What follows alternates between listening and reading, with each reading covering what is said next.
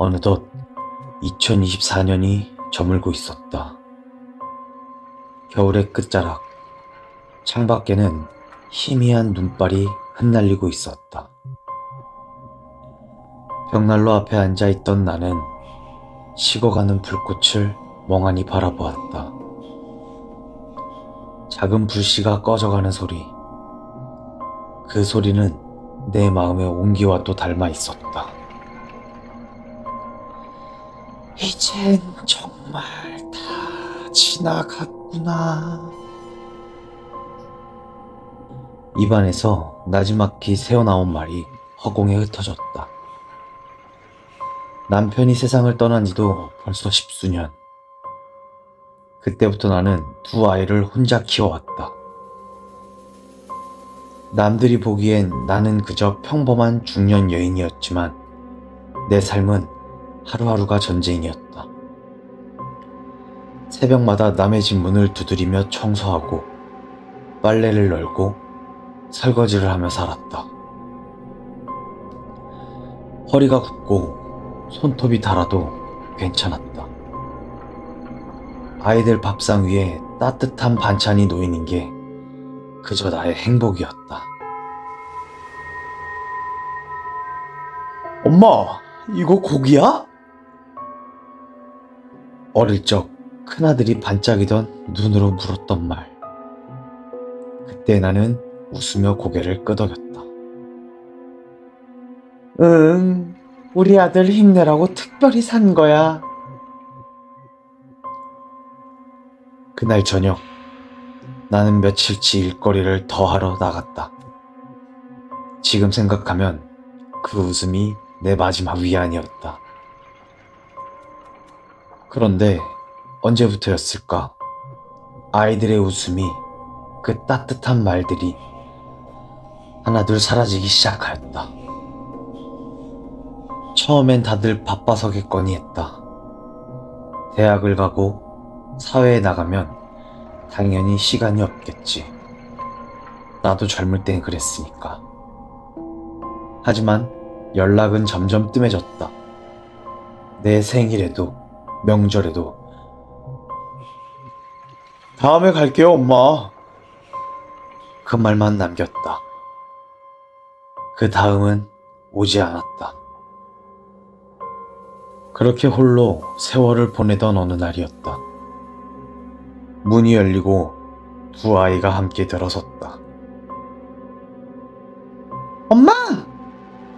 엄마, 오랜만이에요. 순간 심장이 철렁했다. 그토록 기다리던 얼굴들이었다. 나는 얼떨떨한 얼굴로 두 아이를 바라봤다. 웬일이야? 갑자기 다 같이 오고. 그냥요. 엄마 보고 싶어서 왔죠. 막내딸의 말에 나는 웃었다. 정말 그랬을까? 식탁 위에는 간단한 반찬을 올려두었다. 아이들은 젓가락질을 하며 이런저런 이야기를 했다. 요즘 어때요, 엄마? 건강검진은 하셨어요? 했지. 그냥 뭐, 나이 들면 다 그렇지 뭐. 혹시 약 드세요? 치매 예방하는 그런 거 같은 거요. 순간 젓가락이 멈췄다. 나는 미묘하게 웃으며 말했다. 그걸 어떻게 알았어? 뉴스에서 봤어요. 엄마 또 신문 좋아하시잖아요. 그들의 눈빛이 이상했다. 살짝 옅은 미소. 그러나 그 뒤에는 어딘가 낯선 냉기가 있었다. 그날 밤 아이들이 자고 있을 무렵 나는 불안한 마음에 약통을 확인했다. 그 어디에도 없었다. 분명 식탁 옆 서랍에 분명히 넣어뒀는데. 급히 방안을 뒤지자 큰 아들의 가방 속에서 익숙한 약통이 나왔다. 뚜껑을 열자 안에는 알약가루와 흙먼지 같은 잔해만 남아 있었다. 나는 손끝이 떨렸다. 설마. 며칠 뒤 나는 우연히 그들의 대화를 보게 되었다. 가족회의라는 이름의 방이었다. 그 안에는 이런 대화가 있었다. 엄마 약은 내가 처리했어. 너무 티나지 않게 해야 돼. 갑자기 아프면 의심하잖아. 알겠어. 그런데 유산 정리는 언제쯤 하실까? 치매 진행되면 법적으로 보호자 서명 가능하니까 조금만 기다리자. 그 순간 세상이 무너졌다. 손에서 핸드폰이 떨어졌고 심장이 미친 듯이 뛰었다. 나는 숨이 막혔다. 내가 낳은 아들이, 내 목숨보다 소중히 여기던 그 애들이 지금 나를 죽이려 하고 있었다. 그날 밤 나는 남편의 낡은 서랍을 열었다. 그 안에는 오래된 편지 한 장이 있었다. 혹시 내가 먼저 가게 되면 이 주소로 가게. 자식들에게는 말하지 마. 그곳이 당신의 마지막 안식처가 될 거야. 그제서야 남편의 말이 떠올랐다. 그는 이미 모든 걸 알고 있었던 걸까? 나는 핸드폰을 버리고 옷 몇 벌과 편지, 그리고 남은 약 몇 개만 챙겨 그 길로 집을 떠났다. 이제 끝이야. 문을 닫는 순간 눈발이 세게 쏟아졌다. 며칠을 떠돌았다. 기차를 타고 버스를 갈아타며 남편이 남겨준 주소를 향해 갔다. 깊은 산골짜기, 사람의 발자국도 드문 곳이었다. 작은 집 하나, 그가 남긴 마지막 흔적이었다. 문을 열자 낡은 공기와 먼지 냄새가 섞여 있었다. 책상 위에는 오래된 사진 한 장. 결혼식 날 우리의 모습이었다. 나는 주저앉아 오열을 하였다. 이 사람아, 당신 말이 맞았어. 그 후로 나는 이곳에서 혼자 살았다. 매일 정원을 돌보고 퍼즐을 맞추고 신문을 읽었다. 가끔은 혼잣말을 하기도 했다. 오늘은 눈이 많이 오네요, 당신.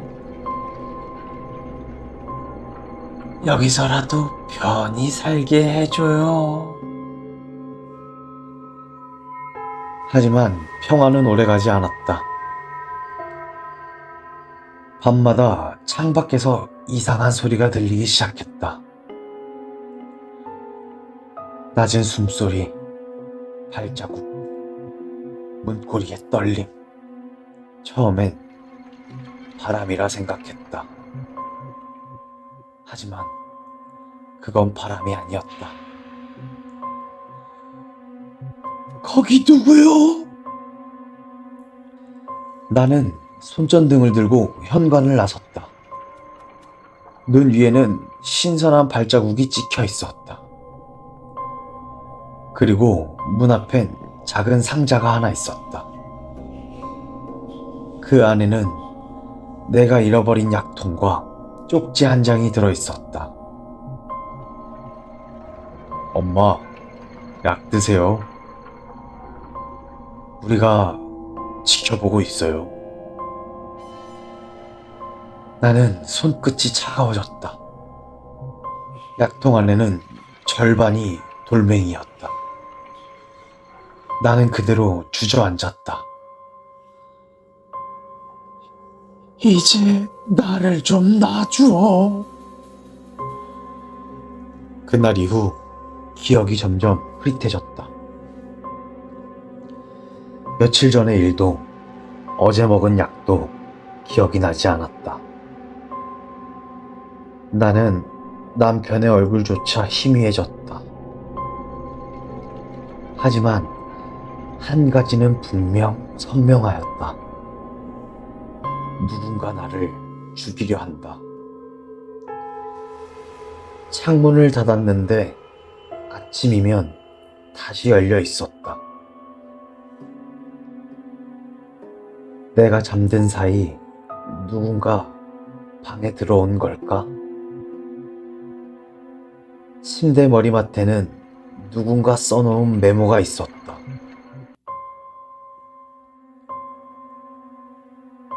엄마, 이제 그만 버티세요. 누구야? 누구야? 나는 크게 소리쳤지만 돌아오는 건 그저 메아리뿐이었다.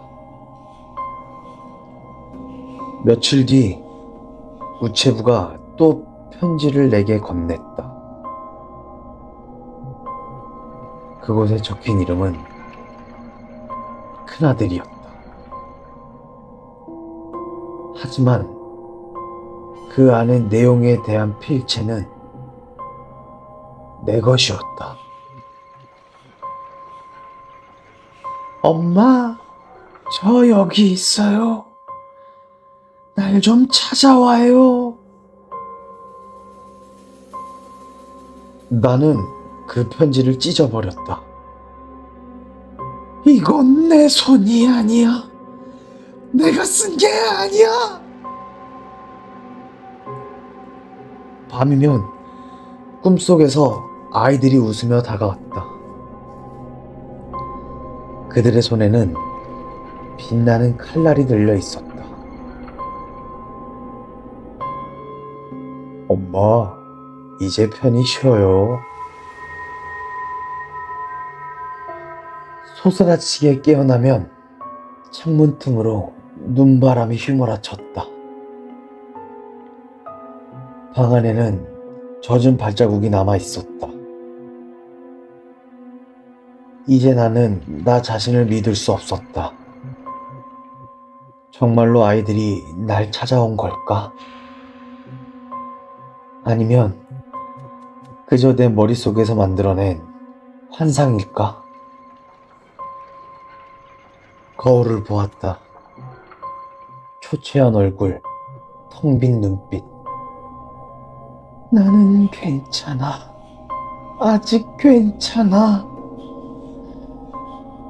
그 말을 되뇌이며 약을 삼켰다. 하지만 혀끝에 닿은 건 돌의 질감이었다.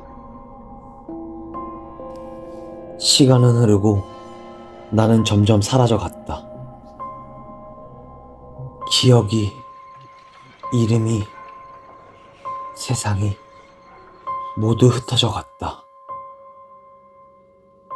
남편의 이름도, 아이들의 얼굴조차도 희미해졌다. 다만 한 가지, 문 밖에서 들려오는 발자국 소리만은 여전하였다. 엄마, 그 목소리도 너무나도 익숙했다. 그러나 그 안에는 따뜻함이 없었다. 그건 살아있는 사람의 목소리가 아니었다. 나는 천천히 문을 향해 걸어갔다. 문고리를 잡는 손끝이 떨렸다. 거기 누구셔? 역시나 아무런 대답도 없었다. 대신 문틈 사이로 희미한 그림자 하나가 스며들었다. 그 그림자가 내 앞에 멈춰 섰다. 그리고 그 순간 세상이 고요해졌다.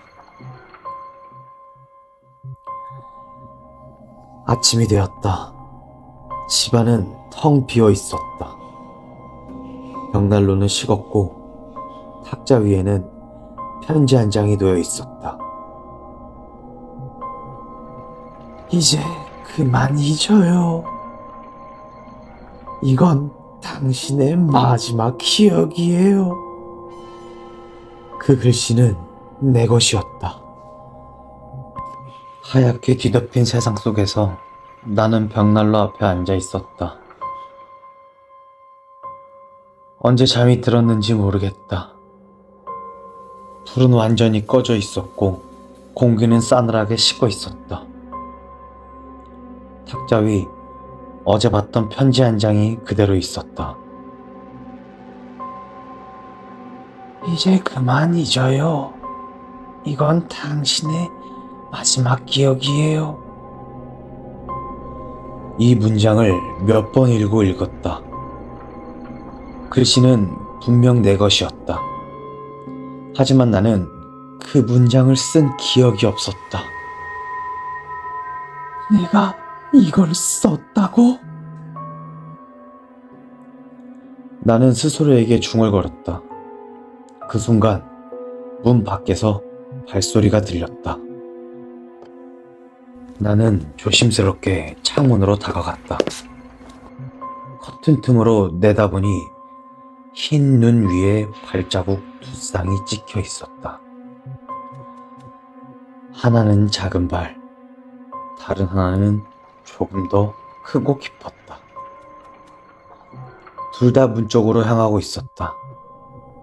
하지만 되돌아간 발자국은 없었다. 문득 등 뒤에서 바람이 불었다. 엄마! 낮게 귓가를 스치는 목소리. 나는 그대로 굳어버렸다. 누구야? 몸을 돌렸지만 아무도 없었다. 방 안은 고요했다. 벽에는 오래된 시계가 똑딱거리고 있었고 탁자 위 촛불 하나가 미약하게 흔들리고 있었다. 나는 천천히 걸음을 옮겼다. 거울 앞에 선 나는 한참 동안 낯선 여인을 바라보았다. 주름진 얼굴, 허연 머리카락. 하지만 그 눈빛은 어딘가 어두웠다. 그리고 거울 속에 나는 웃고 있었다. 그만 버텨요, 엄마. 그 소리는 거울 속에서 들려왔다. 입은 움직이지 않았는데 목소리는 내 안에서 흘러나왔다. 아니야, 아니야, 그럴 리가 없어. 나는 고개를 저으며 거울을 부쉈다.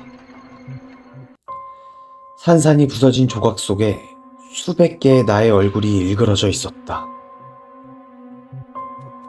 그중 하나가 미소를 지었다. 이제 기억해요? 그 순간 머릿속이 번쩍하며 수많은 장면이 한꺼번에 밀려들었다. 큰아들이 내게 약을 건네던 날, 엄마, 이거 먹어야 돼요. 의사 선생님이 그러셨어요. 나는 아무 의심도 하지 않았다. 그날 이후 잠을 자면 꿈과 현실이 뒤섞였다. 눈을 뜨면 언제나 어딘가가 달라져 있었다. 식탁의 위치, 커튼의 색깔, 사진 속 사람의 얼굴. 그 모든 게 조금씩 변해 있었다. 당신들 그랬던 거구나. 나는 무릎을 꿇었다. 그리고 눈물이 흘렀다.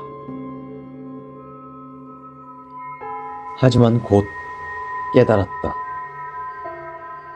이건 현실이 아니었다. 내가 기억하는 아이들의 모습은 이미 오래전 장례식에서 봤던 그 모습 그대로였다. 그들은 이미 죽어 있었다. 말도 안 돼. 내가 봤잖아. 그날 집에 왔었잖아. 나는 외쳤다. 하지만 곧 스스로의 말을 부정했다. 그날 문이 열렸을 때 정말 문 밖에 그 아이들이 서 있었던 걸까? 아니면 내가 그리워 만들어낸 환상이었을까? 벽에 걸린 사진 속 우리 셋이 함께 웃고 있는 가족 사진을 꺼냈다. 사진의 뒷면엔 작은 글씨가 있었다. 2020년 12월. 큰 아이의 집에서. 그 순간 머리가 아찔해졌다. 손끝이 떨리고 눈앞이 어두워졌다. 무너져 내리는 기억의 조각들 속에서 나는 진실을 보았다. 남편이 세상을 떠난 뒤 내가 탔던 오래된 자동차. 그날 밤 눈길에서 미끄러졌다. 엄마, 위험해! 막내딸이 크게 소리쳤다. 그리고 강물 속으로 모든 게 가라앉았다. 눈을 떴을 때 나는 병원 침대에 누워 있었다. 의사는 내게 말하였다. 환자분, 아이들은 미안하지만 사망하셨습니다. 그때 나는 모든 걸 잃었다. 그날 이후의 기억은 공백이었다. 그제야 알았다.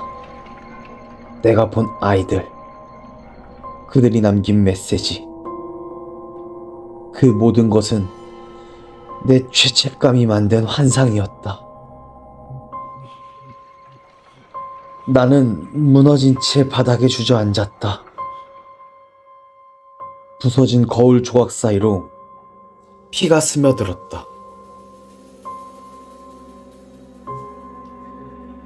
붉은 빛이 바닥에 번졌다. 미안해. 정말 미안해. 나는 흐느끼며 말했다. 그때 문 밖에서 또 다른 발자국 소리가 들렸다. 이번엔 분명했다. 규칙적이지 않았다. 서둘러 다가오는 소리였다. 문이 천천히 열렸다. 눈보라가 방 안으로 밀려 들어왔다. 그리고 문틈 사이로 한 아이의 그림자가 들어섰다. 작고 마른 손, 흰색 원피스. 그 얼굴은 눈빛조차 보이지 않았다. 엄마. 그 목소리는 너무도 또렷했다. 이번엔 환청이 아니었다. 넌 누구야? 나는 두려움에 떨며 뒷걸음질을 쳤다. 그 아이는 천천히 고개를 들었다. 잊지 말라 했잖아요. 순간 방 안의 온도가 급격히 떨어졌다. 숨이 하얗게 얼어붙었다. 그 아이의 눈에서 눈물이 흘렀다. 하지만 그 눈은 맑지 않았다.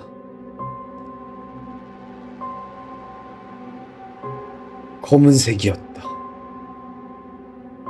피와도 같은 어둡고 깊은 색이었다. 그만 잊어요, 엄마. 이건 당신이 만든 세상이잖아요. 그 말이 끝나자 모든 게 흩어졌다. 벽이 무너지고 불빛이 커지고 나는 끝없는 어둠 속으로 떨어졌다. 그렇게 나는 눈을 다시 떴다. 하얀 천장, 소독약이 가득한 냄새, 기계음이 귓가에 울렸다. 환자분, 들리세요? 누군가가 나를 흔들었다. 흰 가운을 입은 의사가 나를 내려다보고 있었다. 오래 주무셨어요. 이제 정신이 좀 드세요? 나는 눈을 깜빡였다. 여긴 어디죠? 요양병원입니다. 기억이 좀 혼란스러우실 거예요. 아이들은요? 내 아들, 내 딸은? 그는 잠시 말을 멈췄다. 그리고 조심스럽게 대답하였다. 그분들은 오래전에 돌아가셨습니다. 나는 미친 듯이 고개를 저었다. 아니에요. 방금 전까지 여기 있었어요. 나한테 편지를 남기고 갔어요. 의사는 내 손을 잡았다. 환자분, 그 편지요. 혹시 이걸 말씀하시는 건가요? 그는 내게 낡은 종이 한 장을 건넸다. 나는 떨리는 손으로 그걸 펼쳤다. 이제 그만 잊어요. 이건 당신의 마지막 기억이에요. 이내 나는 눈물이 쏟아졌다. 이건 내 글씨야. 의사는 조용히 내게 말했다. 맞아요. 그 편지는 환자분이 직접 쓰신 거예요. 5년 전부터 같은 말을 계속 반복하시더라고요. 아이들이 나를 죽이려 한다고. 하지만 그건 당신의 죄책감이 만들어낸 환상이었어요. 나는 아무 말도 할 수 없었다. 모든 게 무너져 내렸다. 그렇게 살아왔던 지난 세월이 모두 환상이라면 나는 지금까지 누구로 살았던 걸까? 창밖을 바라보았다. 눈이 조용히 내리고 있었다. 마치 처음 그날처럼 그 하얀 세상 속에서 나는 작게 중얼거렸다. 그래도 보고 싶다. 내 아이들. 그리고 병실 안에는 나 혼자뿐이었다. 그날 밤 간호사가 새벽 순찰을 돌던 중 나의 병실 앞에서 이상한 걸 발견하였다. 창문이 열려 있었고 침대 위에는 편지 한 장만이 남아 있었다.